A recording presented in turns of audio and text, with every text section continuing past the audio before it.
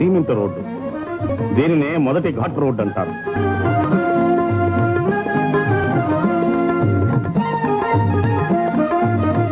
సునాయాసంగా ప్రయాణం చేసి శీఘ్రంగా తిరుమలను చేరుకోవడానికై స్వల్ప ఛార్జీలతో ఏర్పాటు చేయబడిన దేవస్థానం వారి బస్సులు.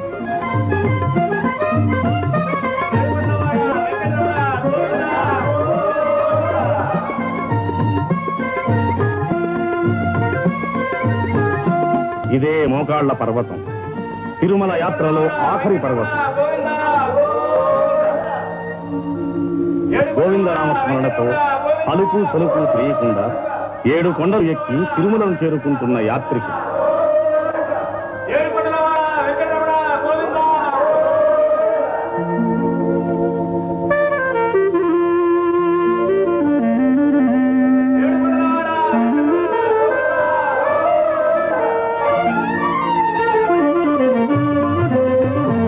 బస్సులలోనూ కారులలోనూ తిరుమలను చేరుకుంటున్న భక్తులు.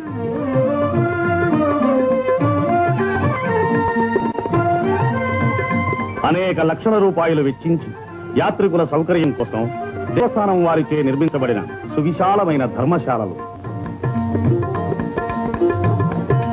దినదిన ప్రవర్ధమానమవుతున్న యాత్రిక సమూహానికి వసతి సదుపాయాలు సమకూర్చడానికై దేవస్థానం వారు ఎన్నో నూతన నిర్మాణాలు కావిస్తున్నారు.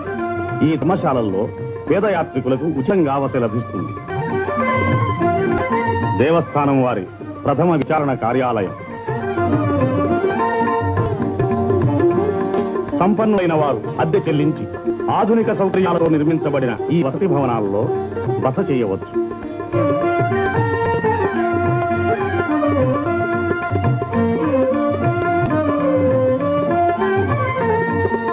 మైసూరు ప్రభుత్వం వారిచే నిర్మించబడిన అతిథి భవనం.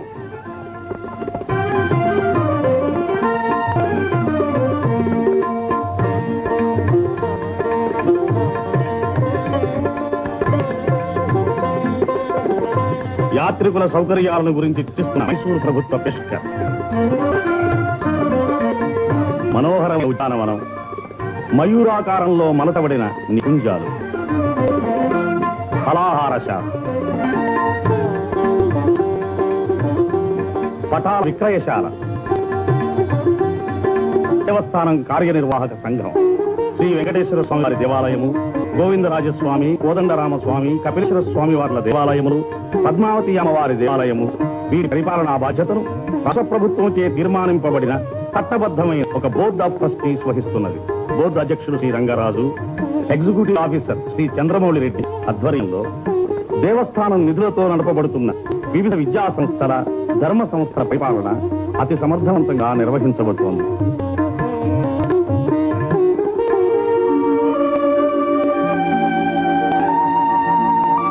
సర్వ పాప పరిహారిణి, సకల పుణ్యప్రదాయిని, పాప వినాశనతి. ఈ పవిత్ర తీర్థంలో స్నానమాడితే సమస్త పాపాలు సమసిపోయి పునీతులవుతారు. కొండపై నుంచి దుముకుతున్న జలధార కింద స్నానమాడి పవిత్రులవుతున్న యాత్రికులు.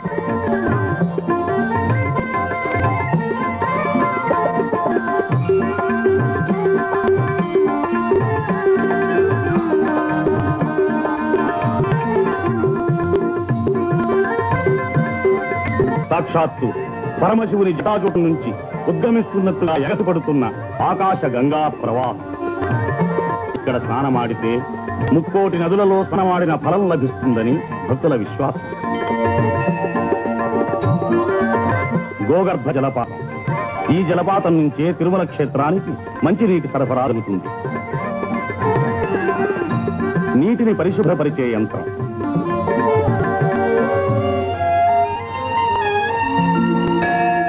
ఇది కళ్యాణకట్ట. ఇక్కడే తలలీనాలు సమర్పించి మొక్కులు చెల్లించుకుంటారు భక్తులు. మానవుని అంతఃశత్రువులైన కామ, క్రోధ, లోభ, మోహ, మద, మాత్సర్యాల్ని వర్జించడానికి నిదర్శనంగానే ఈ తలలీనాలు సమర్పిస్తారు.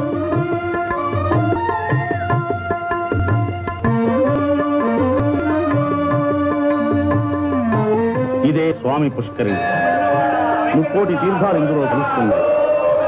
దీనిలో ఒకసారి మునిగితే అనేక కోట్ల మాతృగర్భాలలో జనించిన భవబంధాల నుంచి విముక్తి నుండి పరిశుద్ధాత్ములవుతారు.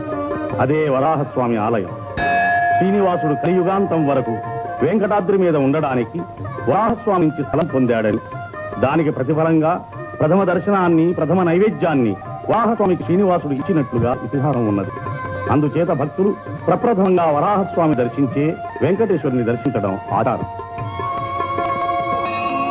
వేగములే శిలలై వెలసినది కొండ, ఏ దశ పుణ్యరాసులే ఏరులైనది కొండ, రాదిలి బ్రహ్మాది లోకముల కొనల కొండ, శ్రీదేవుడుండేటి శేషాద్రి కొండ.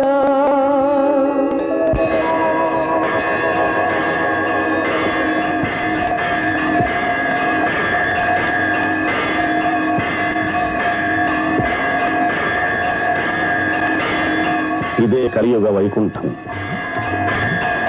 ఆదిశంకరితుడు, భక్తజ బాంధవుడు, ఆపదముక్కులవాడు అయిన శ్రీనివాసు నివాసం.